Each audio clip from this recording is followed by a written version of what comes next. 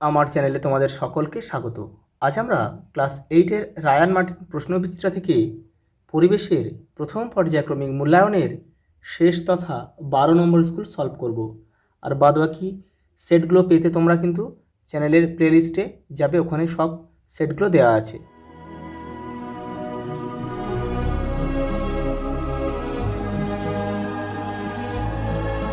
দেখো প্রথম প্রশ্ন, শুধুমাত্র সঠিক বিকল্পটির পাশে টিক চিহ্ন দাও।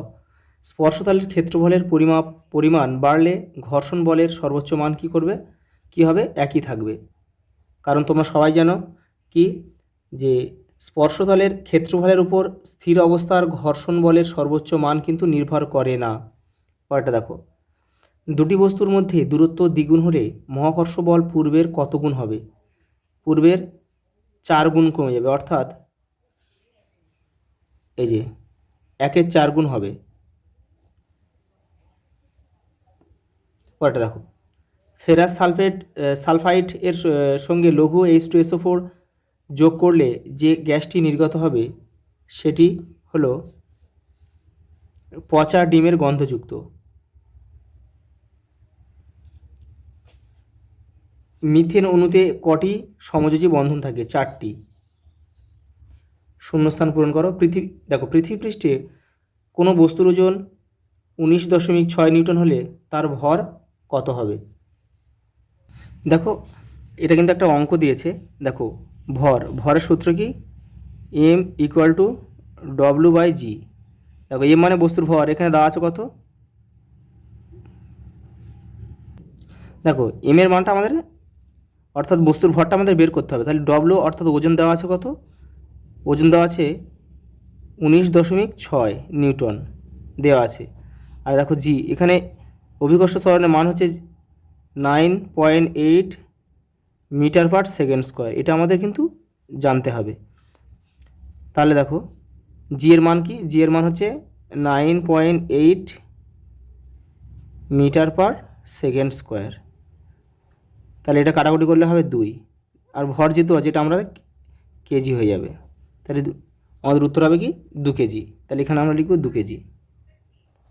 পরে দেখো, এসআইতে সর্বজনীন মহাকর্ষীয় ধ্রুবকের একক কি? একক হবে কি? এটা হবে newton into metre square into kg square. পরে দেখো, হৃৎপেশির উত্তেজিতা ও ছন্দবদ্ধ সংকোচন ও প্রসারণ কোন আয়নের ঘনত্ব দ্বারা নিয়ন্ত্রিত হয়? এটা হবে ক্যালসিয়াম আয়ন। পরেরটা দেখো, অ্যামোনিয়াম নাইট্রেটের সংকেত কি? NH4NO3। প্লবতা সংক্রান্ত বিজ্ঞানী আর্কিমিডিসের সূত্রটি বিবৃত করো। তোমাদের বইয়ের 16 নম্বর পেজে উত্তরটা রয়েছে, দেখে নাও। এই যে দেখো, একটি বস্তুকে কোনো তরলে ডোবালে ওই বস্তুটি কিছুটা তরলকে তার জায়গা থেকে সরিয়ে দেয় ও নিজের সেই জায়গা দখল করে। বস্তুটিকে জায়গা দিতে গিয়ে যতটা তরল নিজের জায়গা থেকে সরে গেল সেই পরিমাণ তরলের ওজন যত, বস্তুর উপর তরলের দেওয়া ঊর্ধ্বমুখী বলের মানও তত। দেখো এটাই হচ্ছে আর্কিমিডিসের সূত্র। পরের প্রশ্ন দেখো, একটি ছোট পেরেকের টুকরো বালতির জলে ফেললে সেটি ডুবে যায়, অথচ পেরেকের চাইতে অনেক ভারী একটি স্টিলের বাটি বালতির জলে ভাসে কেন? দেখো এই দেখো, তোমরা একটি ছোট পেরেকের টুকরো বালতির জলে ফেললে সেটি ডুবে যায়। দেখো এখান থেকে তোমরা এটা পুরোটা লিখবে যে দেখো, পেরেকের তুলনায় স্টিলের বাটির আয়তন অনেক বেশি, তাই জলে ফেললে পেরেকের যতটা জল অপসারিত করবে বাটি তার চেয়ে অনেক বেশি জল অপসারিত করবে। ফলে পেরেকের তুলনায় বাটির ওপর জল অনেক বেশি ঊর্ধ্বমুখী বল অর্থাৎ প্রবণতা প্রয়োগ করবে, তাই বাটিটি জলে ভেসে থাকবে। পেরেকের ক্ষেত্রে ঊর্ধ্বমুখী বলের থেকে ওর ওজন বেশি হবে, তাই পেরেক ডুবে যাবে। পরেরটা দেখো, পরমাণু সাধারণত নিস্তড়িত হয় কেন? দেখে নাও। পরেরটা দেখো, নিম্নোক্ত যৌগগুলি থেকে ধাতু ও অধাতুগুলিকে শনাক্ত করে তাদের নাম লেখো। দেখো এখানে কি আছে? NaCl। এনে এখানে ধাতু হচ্ছে এনএ আর অধাতু হচ্ছে সিএল। এন অর্থাৎ সোডিয়াম আর অধাতু হচ্ছে সিএল অর্থাৎ ক্লোরিন।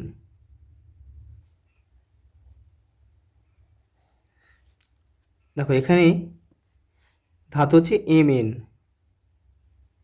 Manganese,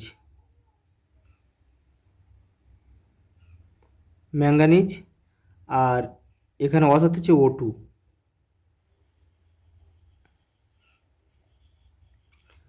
oxygen. পরেরটা দেখো, কপার সালফেট দ্রবণে লোহার পেরেক ডুবিয়ে রাখলে কি ঘটবে? বিক্রিয়াটির রাসায়নিক সমীকরণ লেখো। দেখে নাও। এই যে দেখো, লোহা কপারের চেয়ে বেশি সক্রিয় হওয়ায় কপার সালফেট দ্রবণ থেকে কপারকে প্রতিস্থাপন করবে। ফলে লোহার পেরেকের উপর লালচে বাদামি রঙের কপারের আস্তরণ পড়বে এবং নীল রঙের কপার সালফেট দ্রবণ হালকা সবুজ রঙের ফেরাস সালফেটে পরিণত হবে। দেখো সমীকরণটা দেখে নাও।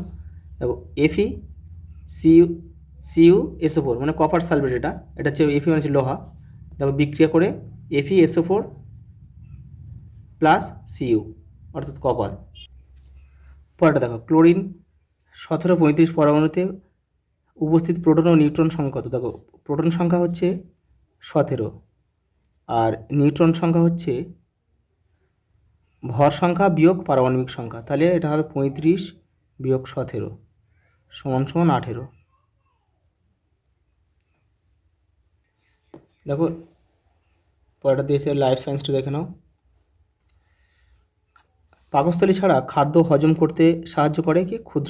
ক্ষুদ্রান্ত্র।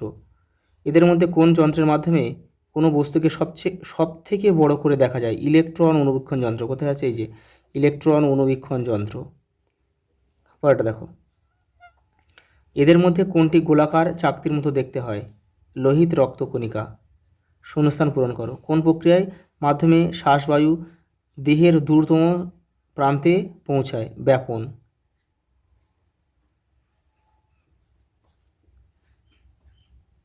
কোন কলার কোষ বিভাজিত হয়ে উদ্ভিদ দেহের বৃদ্ধি ঘটায়? এটা হবে ভাজক কলা। বর্ণহীন প্লাস্টিককে কি বলা হয়? লিউকোপ্লাস্ট।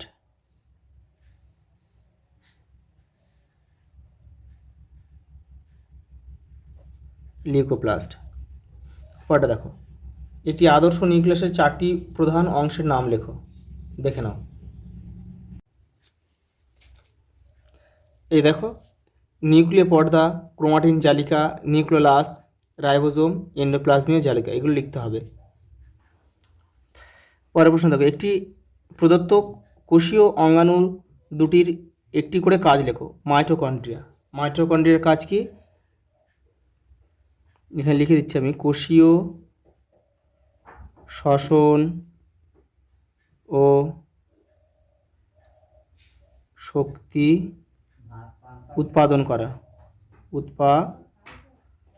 করা। আর রাইবোজোমের কাজ হচ্ছে প্রোটিন সংশ্লেষ করা।